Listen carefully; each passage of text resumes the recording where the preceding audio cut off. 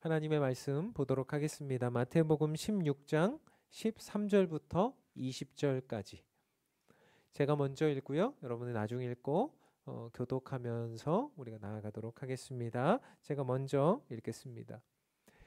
예수께서 빌립보 가이사랴 지방에 이르러 제자들에게 물어 이르시되 사람들이 인자를 누구라 하느냐?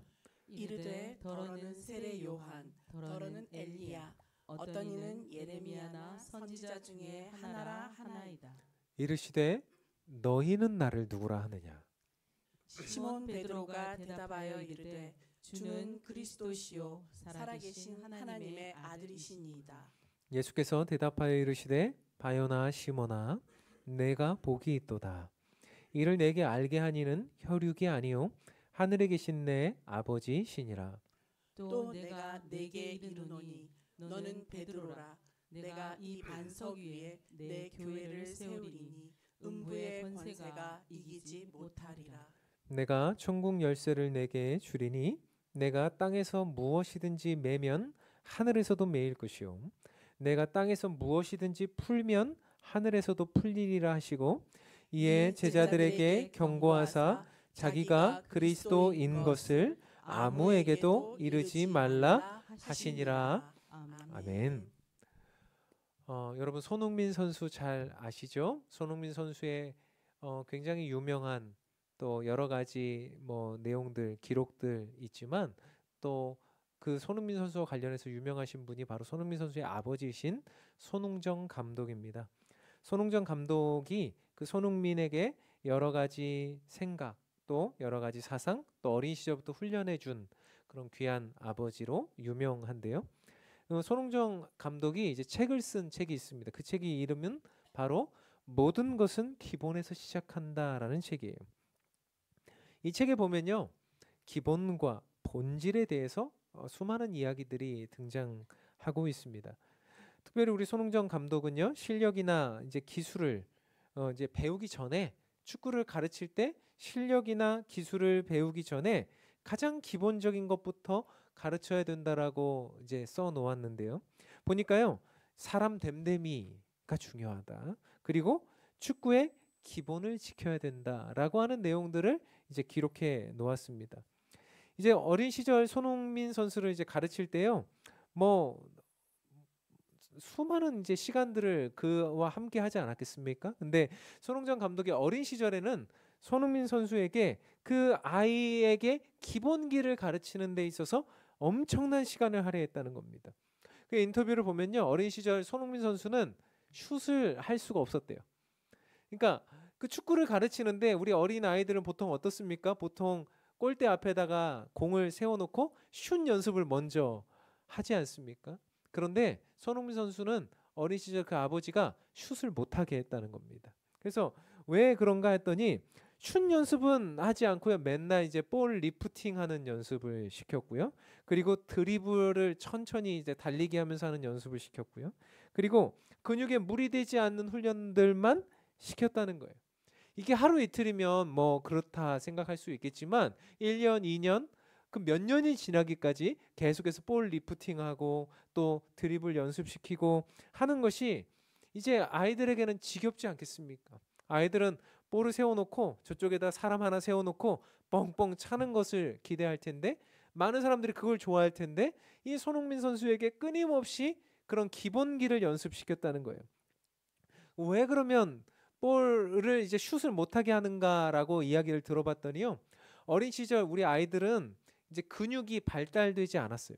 그리고 이제 근육이 슛할 근육이 아니라는 겁니다. 그래서 이 아이들의 근육이 더 발달해서 완전히 성인이 되는 좋은 근육이 되기까지, 그리고 그 근육이 자리 잡고 뭔가 몸이 이제 제자리를 잡기까지는 그 슛을 연습하기보다는 볼 리프팅하고 또 기본기를 더 잘 다지는 게 훨씬 더 중요한 기본기다라고 말하는 거죠.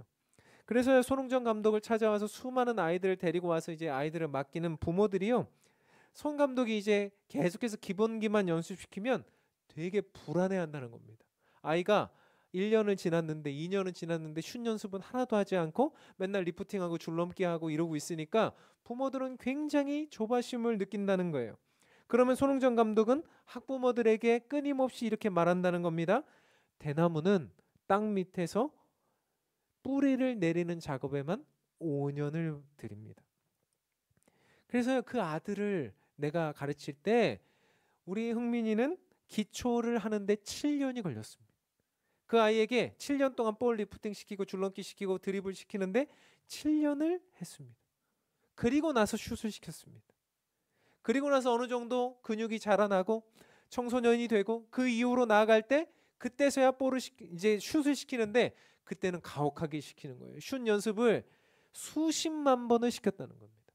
한 자리에서 정말 그 하나의 슛을 완성하기 위해서 수만 번, 수십만 번의 슈팅을 시켰다는 거예요. 그것도 기본기라는 거예요. 그래서 기본기를 채우기 위해서 365일 하루도 쉬지 않았고 방학 때 친척 집에 놀러 가는 일도 없었고 그 손흥정 감독이 손흥민에게 맨날 이렇게 가르쳤다는 거예요. 하루를 쉬면 본인이 알고 이틀을 쉬면 가족이 알고 사흘을 쉬면 관객이 안다는 말이 있듯이 너는 오늘 최선을 다해야 된다. 겸손과 성실로 무장해야 된다. 그렇게 뿌리가 5년을 튼튼하게 자란 나무는 하루에 20cm, 30cm씩 자라나게 된다라고 말하고 있는 거죠. 저는 생각해 봐요. 우리들의 인생에 있어서 기본기가 얼마나 중요한가? 그러면서 더 나아가서는 그 기본기가 어쩌면 우리들의 인생의 본질이다라는 생각을 하게 돼요. 기본이 없으면 그 위에 어떤 것도 쌓지 못하지 않겠습니까? 기본이 없으면 결국에 어떤 것을 쌓아도 사상누각이지 않겠습니까?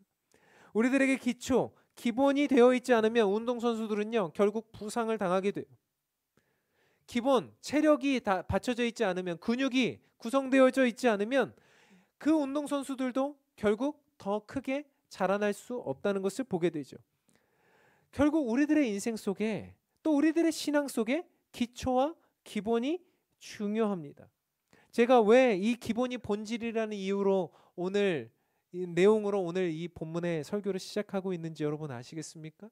오늘 예수님께서 제자들을 가르치실 때 오늘 제자들에게 기초적인 내용, 아주 근본적인 내용을 가르치고 계시는데 그 내용이 어찌 보면 우리들의 신앙생활의 본질이더라는 거예요.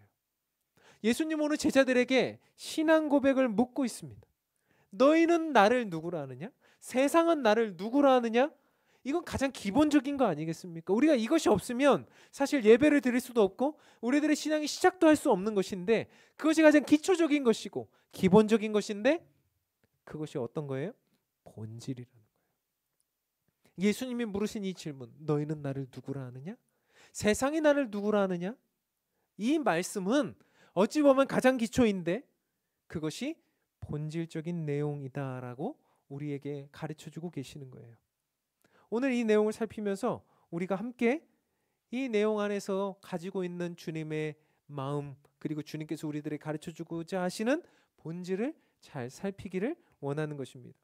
오늘 예수님께서 어느 날 제자들에게 가자 말씀하셨습니다. 그리고 그들을 데리고 가신 지역이 바로 어디였습니까? 빌립보 가이사랴 지역이었어요.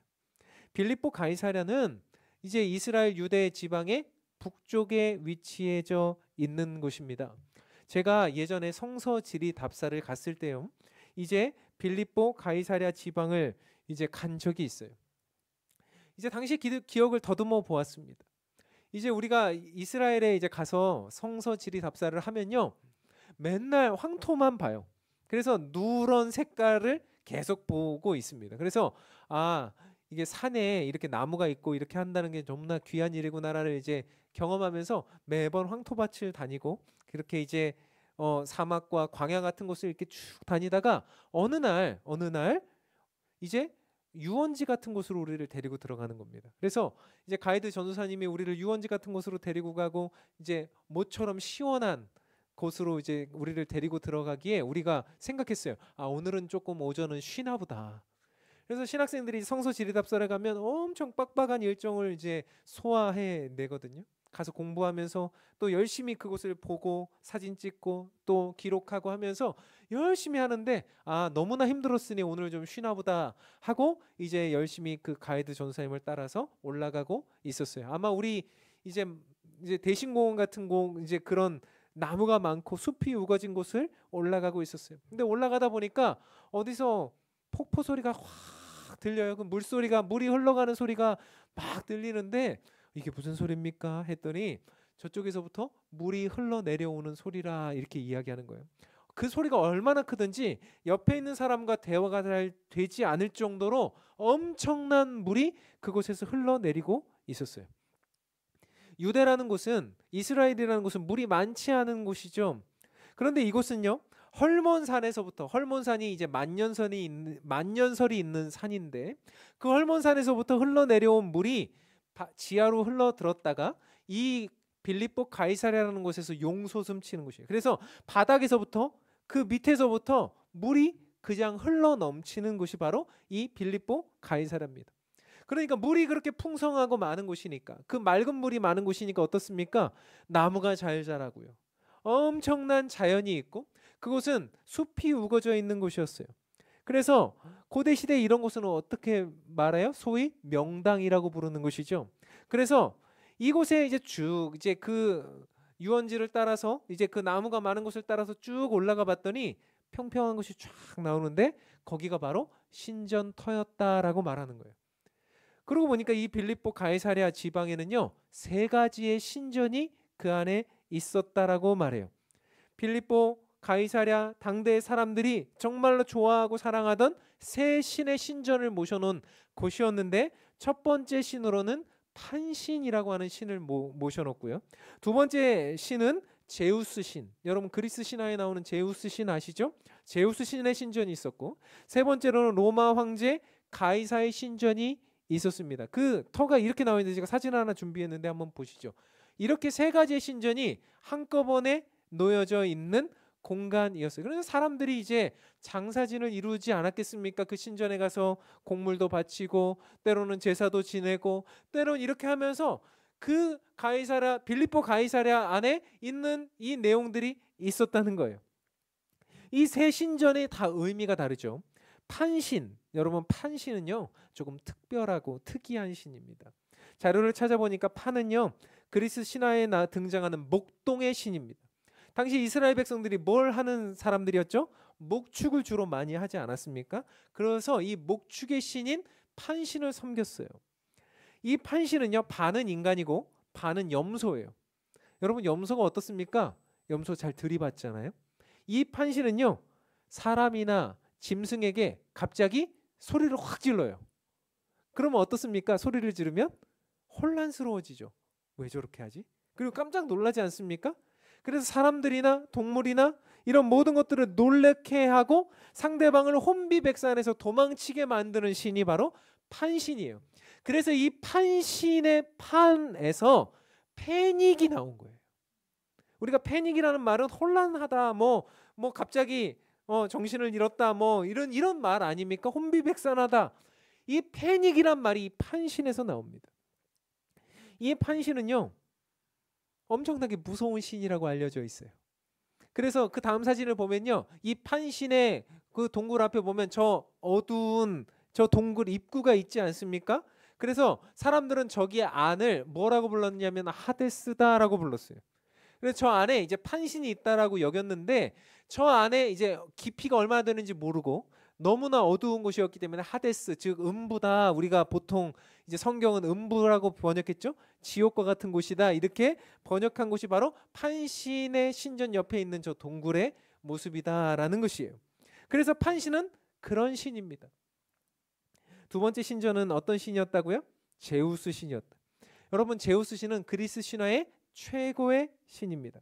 그리스 로마 신화는 어떻습니까? 그 안에 다신론을 말하고 있죠. 그래서 어떤 신이든지 자기가 원하는 신을 섬기면 되죠. 그래서요 그 당시에 제우스는요 천둥의 신이고 하늘의 신이었는데 그 당시에 사람들이 볼 때 저 헐몬산의 모습을 보면 위용차고 엄청나게 큰 산 아니겠습니까? 그 산을 보면서 저 산에는 누가 살아요? 제우스가 산다. 그러니까 저 제우스를 섬기기 위해서 우리는 여기다가 신전을 만들어야 되겠다라고 생각했어요. 그래서 제우스 신전은 그리스 문화의 융성한 그런 문화, 그리고 지성이 최고라고 생각하는 그 그리스 사람들의 모든 생각들을 담는 신전이 바로 그곳에 있었던 것이죠.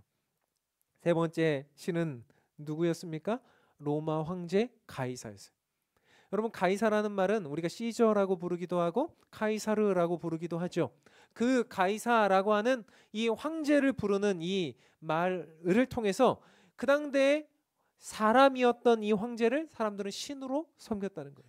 그래서 지금 빌립보 가이사랴 지방의 이 가이사랴라고 부르지 않습니까? 이 빌립보 지역을 황제에게 바친 도시라 해서 가이사랴가 붙은 거죠. 그래서 이 지역 안에는 이 황제를 신으로 모시는 신전이 있었습니다. 헤롯 대왕은요, 이 황제에게 그 신전을 바쳐 드리면서 저를 좀 잘 봐주십시오, 이렇게 했던 내용이 있는 거죠. 황제를 신으로 섬기고 그를 숭배하는 것은 어떤 것입니까? 정치적으로, 군사적으로, 사회적으로 우리가 의지해야 될 대상은 로마 황제 당신밖에 없습니다 라고 이야기하고 고백하는 내용이죠. 여러분, 한번 생각해 보십시오. 예수님이 유대 북쪽 끝에 위치한 빌립보 가이사랴까지 제자들을 데리고 가서 오늘 이 질문을 하신 이유가 무엇이겠습니까? 이방 신이 득실득실한 곳, 자연과 풍요의 신, 그리고 사람들을 혼란하게 만드는 신, 무서운 신, 그 신전 앞에서, 더 나아가 다신론의 최고봉이자 사람들의 이성을 최고로 생각하는 그리스 신화의 제우스 신 앞에서, 당대 권력의 최고봉이자 세상을 다스리는 왕이라고 생각했던 로마의 황제의 신전 앞에서 예수님이 뭐라고 물으시는 거예요? 너희는 나를 누구라 하느냐. 세상의 한복판에서 본질을 묻고 계시는 거죠. 저는 이 장면이 세상의 중심, 세상의 끝에서 본질을 묻고 계시는 내용이라고 생각합니다. 이 질문은 신앙의 기본이요, 신앙의 본질이 누구냐라고 하는 질문과 같은 것입니다. 사랑하는 성도 여러분, 우리는 어떻습니까? 지금 이 시대를 살아가고 있는 우리들에게, 우리가 살고 있는 현장 속에, 세상의 한복판 속에 우리에게는 무엇이 신이 되어 있습니까? 아마 많은 분들이 돈이 신이 되어 있을 겁니다. 돈을 추구하고, 돈이면 다 되고, 돈이면 뭐든지 우리를, 사람들을 움직이고 조정할 수 있다라고 생각하는 돈이 우리들의 신이 되어 있습니다. 세상의 권력이 신이 되어 있습니다. 권력을 잡으면 내가 나쁜 짓을 해도 괜찮고, 내가 어떤 일을 해도 나를 사람들이 찾아와 줄 것이라고 하는 권력이 신이 되어 있을 것입니다. 또한 우리 다음 세대들에게 학업이 신이 되어 있을 겁니다. 그들이 좋은 대학에 가면, 또 그들이 어떤 내용에 대한 성공을 이루어내면, 학교에서 1등을 하면, 어떤 일을 이루어내면 그들에게 있어서 그 성공과 그 학업에 대한 어떤 내용들이 그들의 신이 되어서 그들의 인생을 새롭게 만들 것이라고 착각하고 있을 것입니다. 어쩌면 교회 오래 다닌 사람들은 종교적인 내용이 신이 되어 있을지도 몰라요. 어떤 사람들, 종교적인 사람들은 이 종교가, 때로는 이 형식들이 어떤 우리들의 구원을 이루어 줄 거라고 생각하고 있는지도 모르겠어요. 어떤 사람들은 우리의 가족, 내 남편, 내 아내, 내 자녀들이 신이 되어서 내가 모든 것을 의지해야 될 대상이라고 생각하고 있는지도 모르겠어요. 빌립보 가이사랴는 그 모든 신의 집합소였고, 예수님은 오늘 우리들에게 그 수많은 신들 가운데 살고 있는 그 세상의 한복판에서 너희는 나를 누구라 하느냐라고 묻고 계시는 거예요. 아마 강남 한복판에서, 해운대의 제일 높은 빌딩 위에서, 돈이 가득한 자본주의의 중심에서, 세속주의가 판을 치고 있는, 세상의 중심이라고 말하고 있는 성공주의가 가득한 그 장소에서 우리들에게 오늘 주님은 묻고 계시는 거죠. 너희는 나를 누구라 하느냐.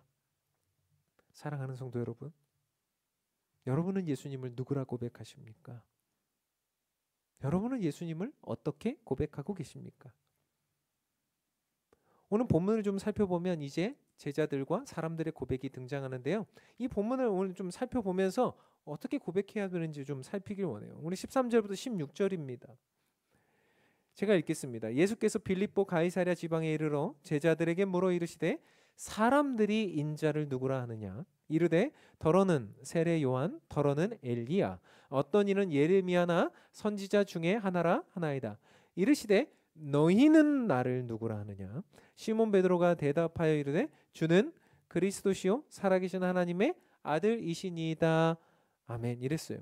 그러니까 14절에 보니까 이렇게 기록하고 있거든요. 예수님이 사람들이 날 누구라 하느냐 했을 때 이제 제자들이 어떻게 고백했습니까? 더러는 세례 요한, 더러는 엘리야, 어떤 이는 예레미야나 선지자 중에 하나라 하나이다. 제가 이 본문을 보면서 더러는 어떤 이는 이것이 좀 특이한 구절 같아 보였어요. 뭐 아니나 다를까 헬라어의 연구를 해보니까 이것이 헬라어로 그저 관용어구로 쓰이는 거예요. 집단적인 의견이나 견해를 나눌 때 더러는 이렇습니다. 더러는 이렇습니다. 어떤 이는 이렇게 말합니다. 라고 하는 것이 관용구처럼 쓰여지는 내용이더라고요. 그러니까 사람들은 어떻게 표현한다는 거예요? 어떤 사람은 이렇게 말하고 어떤 사람은 저렇게 말하고 예수님에 대해서 이렇쿵 저렇쿵 하는 소문들이 많고 그 예수님에 대해서 자기의 견해들이 많고 수많은 사람들이 그저 이 사람 저 사람 다 다른 내용들을 이야기하더라는 거예요. 사랑하는 성도 여러분, 진리는 이렇게 찾는 게 아니에요. 진리는 저 사람 의견 들어서 내가 그것에 나의 모든 것을 거는 게 아니에요. 진리는 어떤 사람들, 어떤 내용들의 의견들을 종합해서 가장 합리적인 것을 선택하는 것이 아니죠. 진리는 다수결도 아니고 진리는 어떤 부분에 있어서 영향력 있는 사람이 말하는 견해가 옳은 것도 아니고 이것은 군중심리입니다. 이것은 어떤 면에서 보면 사람들의 소문이요, 사람들의 의견일 뿐이에요. 여러분과 우리 교회는 더러는 어떤 인은이 되지 않길 바랍니다. 유행 따라 가지 않길 원합니다. 예수님이 교회가 이래야 된다, 어때야 된다, 그 유행 따라 가지 않길 원합니다. 그것은 세상의 고백입니다. 세상이 예수님과 사이가 좋을 때는 예수님을 지켜 세우죠. 예수님과 사이가 안 좋을 때는 교회와 예수님을 다 깎아내립니다. 그 더러는 어떤 이들의 견해에 우리가 흔들려서는 안 되지. 그건 진리가 아닙니다. 그래서 예수님은 사람들이 나를 누구라 하느냐 물으시고 난 이후에 뭐라고 말씀하세요? 너희는 나를 누구라 하느냐?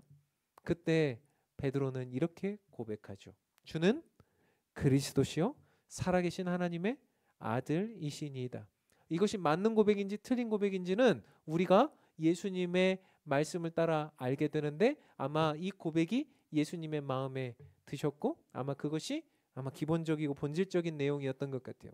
그렇다면 우리가 이렇게 우리도 고백하길 원하는데 오늘 그러면 우리는 우리의 고백을 담아서 어떻게 고백을 해야 되는가? 첫 번째 어떤 고백입니까? 자, 한번 고백해 봅시다. 시작. 주는 그리스도이십니다. 여러분, 주는 그리스도이십니다. 여러분, 그리스도가 무슨 뜻입니까? 이것을 히브리어로 하면 메시아라가 되고 이 그리스도는 헬라어인데 이 그리스도가 구원자라는 뜻 그 안에 들어있는 거 아시죠? 그 당대 유대인들이 아주 오랫동안 기다려온 구원자, 우리들의 이 고통과 어려움 속에서 건져내 주실 구원자라고 하는 내용이 바로 주님은 그리스도이십니다라고 하는 고백의 내용이라는 거예요. 그런데 아까도 말씀드렸던 대로 지금 그 내용의 고백이 어디서 이루어지고 있다고요? 그 세계의 신전 앞에서 그 지옥의 문이라고 부르는 하데스 앞에서 그곳에서 우리에게 묻고 계시는 거죠. 그리고 우리는 고백하고 있는 겁니다. 주님은 저 지옥문 앞에서 우리를 구원하신 구원자입니다라고 고백하는 거예요. 이거 쉽지 않은 고백이에요.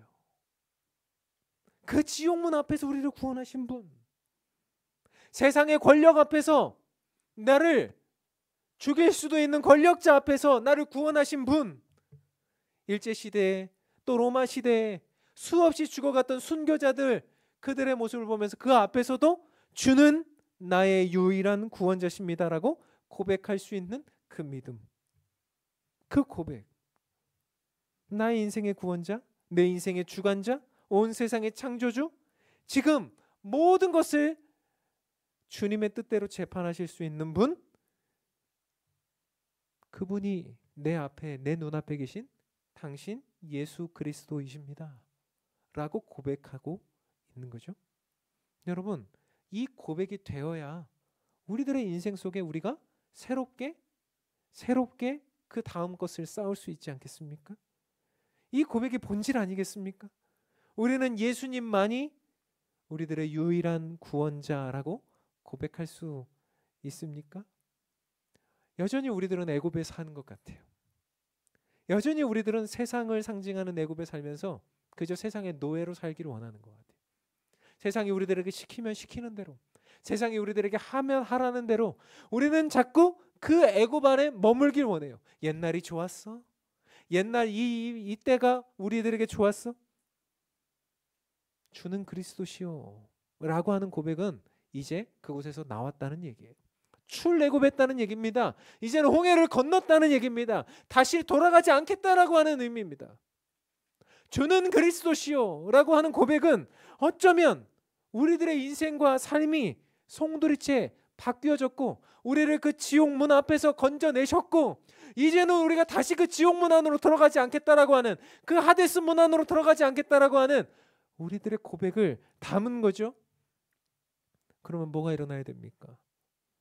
세상의 노예처럼 살고자 하는 옛날의 근성을 버려야 되지 않겠어요? 그죠?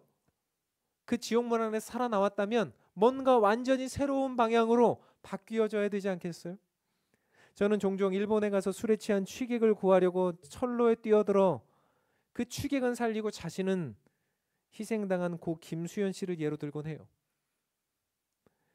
그는 매우 훌륭하게 한국에서 유명한 대학을 졸업하고 일본에서 훌륭하게 지내고 있었던 청년이었습니다. 근데 당대만 해도 이제 일본과 뭐 여러 가지 감정도 좋지 않았던 상황인데 그는 선로에 떨어진 취객 일본인을 구하기 위해 뛰어들었어요. 그래서 그는 살리고 자기는 그 열차에 치여 죽게 된 것이죠. 저는 한번 생각해 봐요. 이 취객이 지금 살아 있다면 알려지지 않았지만 그는 어떻게 살아야 될까? 그의 인생 정말 그 죽을 뻔한 인생을 거기서 구원해낸 거 아닙니까? 이 한 사람의 목숨을 바꾸어서 완전히 다시 살아난 거 아닙니까? 그렇다면 이 취객은 계속 술 마시면서 계속 철로에 실수로 뛰어들면서 살아야 되겠습니까? 그것은 그를 위해 목숨을 바쳐준 그 김수현이라고 하는 의인의 죽음을 헛되게 만드는 일이죠. 완전히 바뀌어야 되지 않겠습니까? 새로운 삶을 살아야 되지 않겠습니까?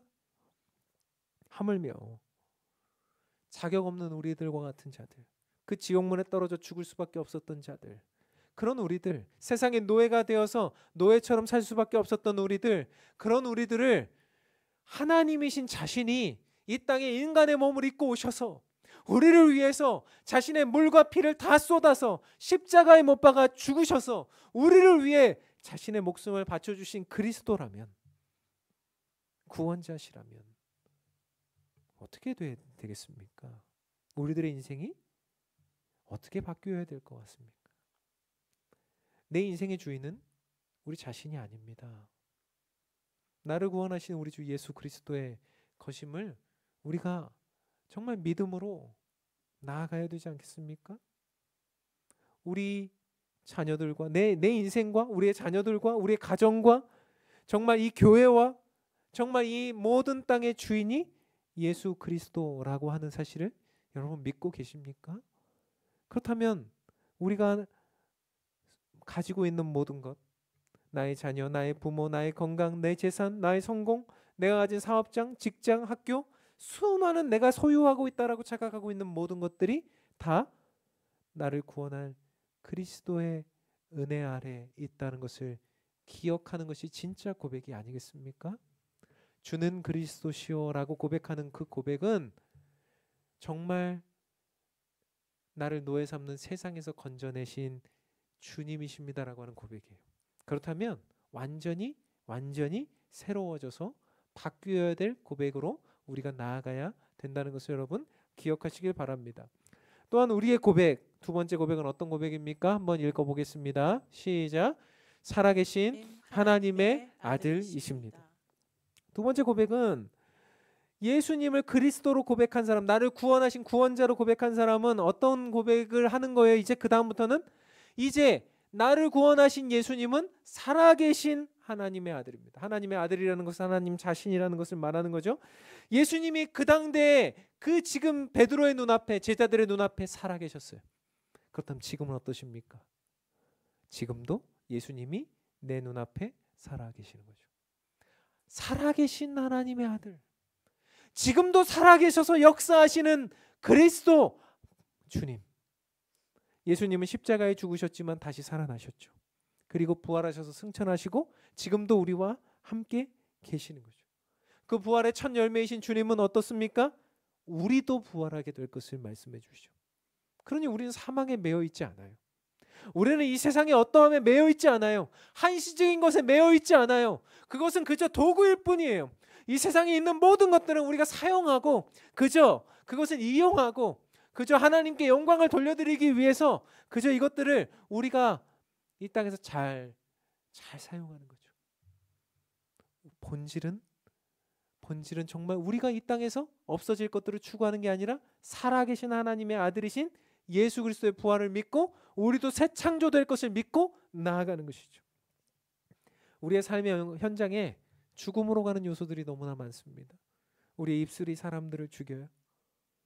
우리의 행동이 사람들을 죽입니다. 우리들의 수많은 강요와 우리들의 삶이 교회와 가정을 힘들게 합니다. 그래서 우리를 자꾸 죽이려고 해요. 죽음으로 점점점 가는 거예요. 우리들의 건강이 안 좋아지고 우리들의 인생의 육신이 점점점 망가지는 것을 경험해요. 죽음으로 점점점 가고 있다라고 하는 증거죠. 그러나 우리는 그것에 낙심하거나 완전히 실망해서 함몰되지 않습니다. 왜요? 살아계신 하나님의 아들이신 예수 그리스도께서 나를 살려주실 것을 믿기 때문에, 그리고 그분 앞에 우리는 살고 있기 때문에 그런 거죠. 그래서 교회는요, 영원한 생명력이 있는 것이에요. 여러분도 영원한 생명력이 있는 거죠. 그래서 우리는 이 땅에 있는 것을 완전하게 그것에 매여서 살지 않고 그것을 추구하지 않아요. 이 땅에 있는 지식과 경험 아래 그것을 가두려고 하지 않아요. 여러분, 교회는 생물입니다. 살아있는 것입니다. 그리스도께서 살아계시기 때문에 교회도 살아있는 거예요. 그래서 교회된 우리가 죽어 있으면, 아무 일도 일어나지 않으면 어떻겠어요? 아무 일도 일어나지 않으면 너무나 답답한 거죠. 우리 교회가 점점점 가면서 자라나고 성숙하고 뭔가 일어나고 해야 될 텐데 우리가 점점 죽어 있는 상태로 그대로 있다면 얼마나 답답하겠어요. 하나님의 말씀을 들어도 전혀 변화가 없고 하나님의 말씀 앞에서 전혀 감동이 없는 우리들의 모습. 그래서 제가 지난주에 어떤 목사님이 이렇게 설교하시는 것을 들었는데 동의가 되더라고요. 그 목사님이 우리나라에서 뭐 정말 큰 교회, 대형 교회 목사님이신데 성도들을 향해서 성경을 탁 이렇게 집어들더니 이러시더라고요. 여러분, 이 성경을 일주일간 변사체로 만들지 마십시오, 이러더라고요. 이 변사체라는 말이 굉장히 충격적인 말이면서도 굉장히 와닿는 말이었어요. 여러분, 성경을 변사체로 만들지 마십시오. 이거 차 트렁크에 싣고 다닌다는 거예요. 변사체 누가 실어봤나 봐요. 차 트렁크에 딱 예배 끝나면 차 트렁크 열고 성경책 딱 싣고 그 다음 주에 와서 트렁크 열고 이 성경책을 꺼내면서 먼지 분다는 거예요. 후후 탁탁. 그래서 후후 탁탁 성도를 후탁 성도라고 그러더라고요. 이 성경을 변사체로 만들지 마십시오. 예수님의 말씀 앞에 우리 스스로가 변화되고 살아계신 그 하나님의 아들 앞에 우리가 새롭게 변화되어지는 것, 살아있다는 것을 우리 스스로가 함께 느끼고 경험하고 자라나는 것, 그것이 오늘 우리들의 고백의 진짜 본질이라는 이야기입니다. 저는 다행이라고 생각하는 것은 우리가 이 자리에서 말씀을 듣고 그냥 끝내는 게 아니라 다락방에서 그것을 나누고 다시 나눌 때 그것이 곱씹어지면서 다른 사람의 신앙과 우리의 신앙이 조화롭게 이루어지고 있다는 것이 너무나 다행스럽다고 생각해요. 우리들의 신앙이 어쩌면 죽어있는 상태로 그대로 변사체처럼 있는지도 모르겠어요. 그러나 오늘 우리의 고백은 어때야 됩니까? 주님은 살아계신 하나님의 아들입니다. 주님이 살아계시기 때문에 우리도 살아있습니다. 주님이 살아계시기 때문에 죽음으로 가고 있는 우리들의 현장에 있는 모든 문제와 아픔과 어려움들이 살아날 것입니다. 회복될 것입니다. 복음은 그런 것입니다. 사랑하는 성도 여러분, 이 모든 고백이 입으로 하는 고백이 아니길 바라요. 다음 주에 살펴보겠지만 입으로 하는 고백 실패하게 되어 있습니다. 이 고백이 삶으로 살아내어지는 고백이길 원합니다. 왜 그래야 됩니까? 이 모든 것을 알게 하신 분이 하나님이시기 때문에. 우리 네 번째 고백은 뭐예요? 한번 읽어보죠. 시작. 이것을 알게 하신 분은 하나님이세요. 그러니까 17절에 보니까 예수께서 대답하여 이르시되 바요나 시모나 내가 복이 있도다. 이를 내게 알게 하니는 혈육이 아니요 하늘에 계신 내 아버지시니라. 그가 좋은 고백을 했다 해서 그것이 그의 지성에서 나온 게 아니에요. 그의 경험에서 나온 게 아니에요. 그의 어떠함에서 나온 게 아니에요. 그가 잘나서 나온 게 아니에요. 하나님께서 그에게 알게 하신 거예요. 우리들의 지식, 우리들의 총명, 나의 공로로 이 진리를 알게 된 게 아니라 하나님의 은혜, 오직 그리스도의 은혜로 이 진리를 깨닫게 되었어요. 결국 우리들의 인생의 삶의 방향 전환은 하나님의 은혜로 이루어져요. 그래서 제가 말씀드리잖아요. 바른 신학은 뭐라고요? God-centered theology. 하나님 중심인 거예요. 네가 잘했구나, 네가 훌륭하구나, 이거보다 먼저 하나님이 우리에게 그걸 알게 하신 거예요. 그렇기 때문에 우리는 어떻습니까? 내가 잘나서 안 게 아니니까, 내가 잘나서 이것을 깨달은 게 아니니까 어때요? 그죠? 이것을 실행해내기 위해서 또 주님 앞에 기도하는 거죠. 주님, 제가 잘나서 한 것도 아니고 제가 잘나서 잘 사는 것도 아닙니다. 그러니 저에게 살 수 있는 힘을 주십시오.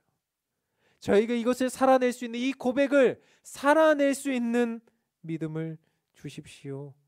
판신 앞에서, 제우스 신 앞에서, 가이사 황제 앞에서, 세상의 한복판에서 이것을 알게 하신 분이 주님이시니 그것을 살 수 있는 능력과 힘도 주십시오라는 고백을 우리가 할 수 있어야 되지 않겠습니까? 저와 여러분, 오늘 예수님께서 우리에게 중간 점검하시면서 신앙 고백을 말씀하시는 가장 기본적이면서도 본질적인 내용을 들었습니다.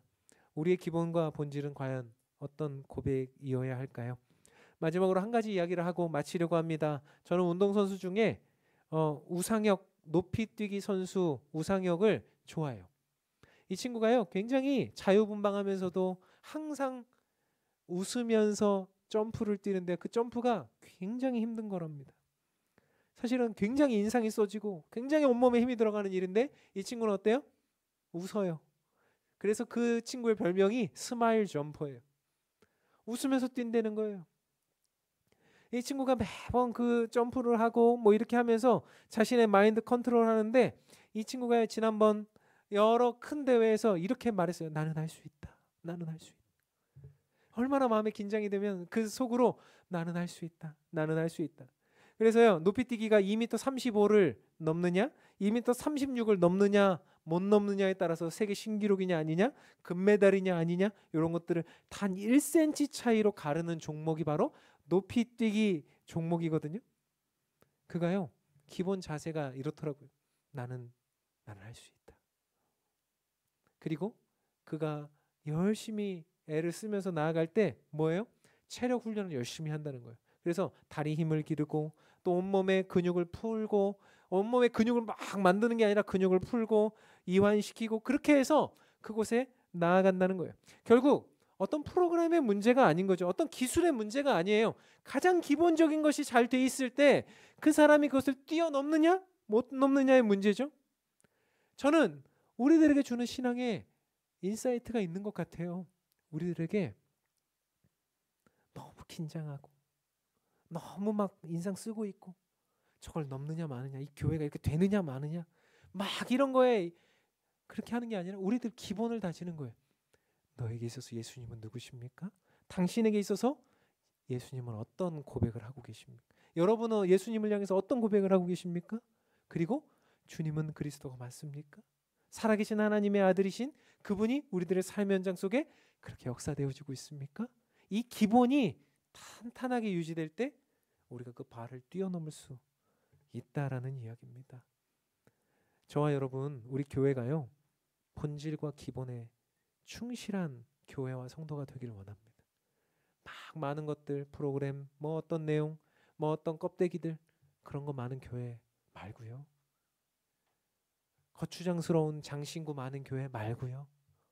우리는 예수 그리스도의 복음, 주는 그리스도시요 살아계신 하나님의 아들이시니이다라고 하는 이 고백 위에 우리들의 삶을 담고 그 고백을 담아 주의 뜻을 구하며 나아가는 저와 여러분 그리고 우리 교회가 되기를 주님의 이름으로 소원합니다. 함께 찬양하고 우리의 고백을 담기를 원합니다. 우리 믿음으로 나아가겠습니다.